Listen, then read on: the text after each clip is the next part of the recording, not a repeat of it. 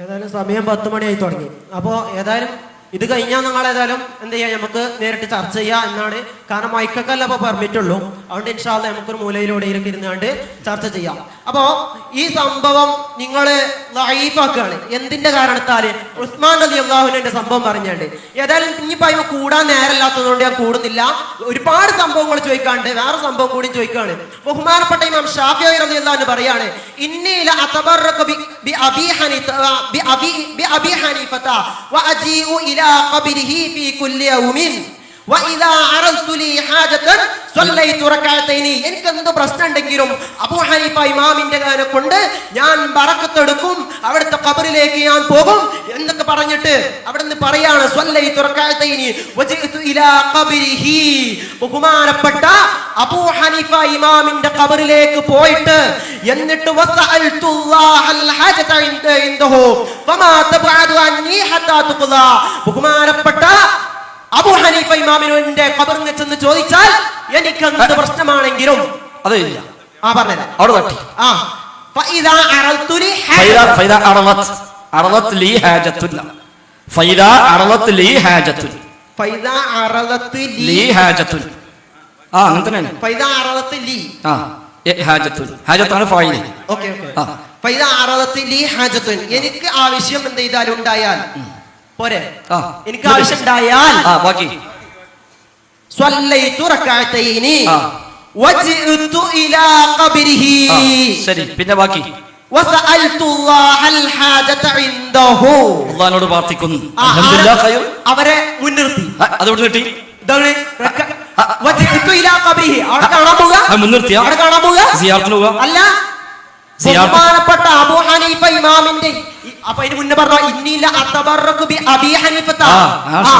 അപ്പൊ അതോ ആയിക്കോട്ടെ, അത് കാണാൻ പോയതാ. ഇത് പറയും. അതാ പറയുന്നേ വസഅൽതുല്ലാഹൽ ഹാജത ഇൻദഹു.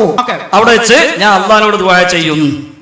അല്ലാഹുവോട് ദുആ ചെയ്യുന്നു. എവിടെ വെച്ച്? ഇൻദഹു. ആ ഖബറിനെ വെച്ചിട്ട് ഖബറിനെ വെച്ച് അല്ലാഹുവോട്. അതെന്തിനാ പോണേ? ഇന്നീല അതബറകു ബി അബീ ഹനീഫത. ആർത്തമിക്ക് കോട്ടം മുസ്തഫ പൗതി പോയില്ലേ? ഇനി പഠിപ്പിച്ചാ.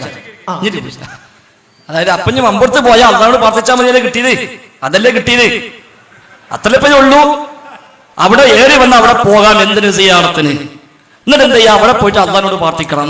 ഇത് ഇത്രയും നേരം മുഖാമുഖം നടത്തിയത് ഇത് സ്ഥാപിക്കാനാണ്, ഈ ആശയം സ്ഥാപിക്കാനാണ് ഈ മുഖാമുഖം. അൽഹംദുലില്ലാഹ്. അപ്പൊ നിങ്ങളെന്താണ് ഈ അതബറ കണ്ടപ്പോഴേക്കും വിചാരിച്ചത് കിട്ടിപ്പോയി? ഇനി അതേ പറ്റുള്ളൂ. ഇനി അതാ ഏറ്റവും നല്ല പണി. ഇനി ഒച്ചപ്പാടുണ്ടാക്കുക. കാരണം വേറെ നിവൃത്തില്ലല്ലോ, മൂലയെ കുടുങ്ങിയല്ലോ.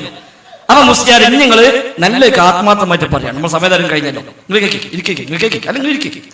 ഇപ്പൊ ഇമാം ഷാഫി പറഞ്ഞ എന്താണ്? നിങ്ങൾ പോകല്ലേ, നിങ്ങൾ ചെറിയ പ്രതീക്ഷകളെ പറ്റി ഉണ്ട്. നമുക്ക് നിങ്ങളെ കാലത്ത് ചെറിയ പ്രതീക്ഷ ഉണ്ട്. ഓരോ ഒച്ചപ്പാണ്ടേക്ക് ബേജാറാകണ്ട. കൊടുന്നോലിപ്പോ ഒരു നിങ്ങൾ കൊടുക്കുമ്പോൾ ഒലിക്ക് എടുക്കാറുണ്ടാവില്ല. അപ്പൊ പറഞ്ഞിട്ട് കാര്യമില്ലല്ലോ. അതങ്ങൾ വിഷയാക്കണ്ട. നിങ്ങൾ അല്ലാതെ മുന്ന് വിചാരിച്ചോളിരിക്കും. ഇമാം ഷാഫി പറയണ ആയിക്കോട്ടെ, ഞാൻ വേറാക്കണ്ട. ഇൻഷാ അല്ലാഹ് ആ പോക്ക് തിരിച്ച് ഇങ്ങോട്ടുള്ള വരവായി മാറും. അള്ളാഹു സ്വീകരിക്കുമാറാവട്ടെ. ഇമാം ഷാഫി ഞാൻ അള്ളാഹിനോട് ചോദിക്കും ഇൻദഹു, അവിടെ വെച്ച്. അതന്നെ ശരി, വളരെ ക്ലിയർ ആണ്.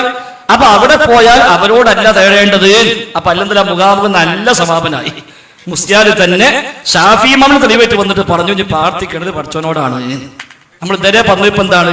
ഓലാരും ഇസ്തിഹാസ പഠിപ്പിച്ചിട്ടില്ല, ഓലാരും അങ്ങനെ ചെയ്യാൻ പറഞ്ഞിട്ടില്ല, ഓലൊക്കെ പറഞ്ഞ റബ്ബിനോട് തേടാനാണ്. അപ്പൊ അതാണ് ഇപ്പൊ ഉണ്ടായത്. ഇമാം അബൂ ഹനീഫയുടെ ഖബറിൽ ഞാൻ എല്ലാ ദിവസവും എല്ലാ ദിവസവും ഞാൻ സിയാറത്തിന് വേണ്ടി അവിടെ പോകാറുണ്ട്. ശരിയാണ്. ഇമാം ഷാഫിക്ക് എന്താണ്? ഉസ്താദിന്റെ ഉസ്താദാണ് അബൂ ഹനീഫ. ഇമാം ഷാഫിന്റെ ഉസ്താദാണ് ഇമാം മാലിക്. ഇമാം മാലിക്കിന്റെ ഉസ്താദാണ് ഇമാം അബൂ ഹനീഫ. മാത്രമല്ല ഇമാം അബൂ ഹനീഫ മരിച്ച അന്നാണ് ഇമാം ഷാഫി ജനിച്ചത്. അപ്പൊ അതുകൊണ്ട് ഞാൻ അവിടെ ബഗ്ദാദിലേക്ക് വന്നപ്പോൾ എന്നല്ല, ഇമാം ഷാഫി കുറച്ചു കാലം ബഗ്ദാദിൽ താമസിച്ചു. ആ ടൈമിൽ ബഗ്ദാദിൽ അബൂ ഹനീഫ ഖബറുണ്ട്. അപ്പൊ ഞാൻ അവിടെ എല്ലാ ദിവസവും സിയാറത്തിന് വേണ്ടി പോകും. എനിക്ക് വല്ല പ്രശ്നം ഉണ്ടെങ്കിൽ ഞാൻ ഉദൂ ചെയ്ത് 2 റക്അത്ത് നിസ്കരിക്കും. അവിടെ പോയി ഞാൻ റബ്ബിനോട് ദുആ ചെയ്യും എന്നാണ്. അപ്പൊ ഉസ്താദിനടുത്ത് പോയിട്ട് അള്ളാഹിനോട് പ്രാർത്ഥിക്കുന്നു. നല്ല മാതൃകയാണ്. ആ മാതൃക എല്ലാവരും സ്വീകരിച്ചാൽ ഈ പ്രശ്നങ്ങളൊക്കെ അവിടെ അവസാനിക്കുകയും ചെയ്യും. 1 2 അങ്ങനത്തെ കഥയില്ല, അത് വേറെ കാര്യം. അതുപോലെ കാര്യം ഇമാം ഷാഫിന്റെ കിതാബിലോ ഷാഫി ഇമാമിന്റെ ശിഷ്യന്മാരുടെ കിതാബിലോ അങ്ങനത്തെ കഥയെപ്പറ്റി പരാമർശമേ ഇല്ല. ഇമാം ഷാഫിന്റെ കാലം കഴിഞ്ഞ് ഏകദേശം 700 കൊല്ലം കഴിഞ്ഞിട്ട്, ഇമാം ഷാഫി മരിച്ചത് ഹിജ്റ 204 അതിനുശേഷം 700 കൊല്ലം കഴിഞ്ഞ് 909 ജനിച്ച ഇബ്നു ഹജർ ഹൈത്തമിയാണ് ഈ കഥ പറഞ്ഞത്. ഇമാം ഷാഫിന്റെ കാലം കഴിഞ്ഞ് 700 കൊല്ലം, 204 ഇമാം ഷാഫി മരിച്ചു. 909 ജനിച്ച ഇബ്നു ഹജർ ഹൈത്തമി, അദ്ദേഹം ഇസ്തിഗാസ സ്ഥാപിച്ച ആളാണ്, അതിന് തെളിവുണ്ടാക്കിയ ആളാണ്, അതിനുവേണ്ടി കിതാബ് എഴുതിയ ആളാണ്. ആ ഹൈത്തമിയാണ് ഈ കഥ മൂപ്പര കിതാബിൽ പറഞ്ഞത്. അപ്പൊ ഹൈത്തമി മുതൽ ഇമാം ഷാഫി വരെ 700 കൊല്ലമുണ്ട്. എന്തായാലും സനദ് മുടിക്ക് മാത്രം ഇതിനും വേണ്ട, എല്ലാത്തിനും സനദ് വേണമല്ലോ. അതുകൊണ്ട് ഇമാം ഷാഫി ആരോട് പറഞ്ഞു? ഇമാം ഷാഫിന് അത് കേട്ടത് ആരാണ്? ഇമാം ഷാഫിന്റെ കിതാബിൽ അതുണ്ടോ? ശിഷ്യന്മാരുടെ കിതാബിലുണ്ടോ? ഇമാം ഷാഫിയിൽ നിന്ന് വല്ല സനദുമുണ്ടോ? ആ വക ഒന്നുമില്ല. അതുകൊണ്ട് മുസ്ലിം നമുക്ക് ചർച്ചയ്ക്ക് ഇരിക്കണം മുമ്പ് നിങ്ങൾ ഇതിന്റെ സനദ് ഒന്ന് അന്വേഷിക്കും. അത് അവിടെ പോയി ചോദിക്കും, പോലെ നമ്മൾ ഉസ്താദ് എങ്ങനെയാണോ പറഞ്ഞത് അതിന് വല്ല സനദുണ്ടോ ചോദിക്കും. അപ്പൊ ഇല്ലാന്ന് ബോധ്യപ്പെടുമ്പോൾ നിങ്ങൾ പറയും നമുക്ക് ചർച്ച വേണ്ട, ഞാനോണ്ട് വരാന്ന് പറയും. അപ്പൊ അങ്ങനത്തെ കഥനില്ല, അത് വെറുതെ ഇമാം ഷാഫിന്റെ പേരിൽ വ്യാജമായി പറഞ്ഞ് പ്രചരിപ്പിച്ചിട്ടതാണ്. അതിൽ പോലുമുള്ള എന്താണ് സഅൽതുല്ലാഹ ഇൻദഹു എന്നാണുള്ളത്.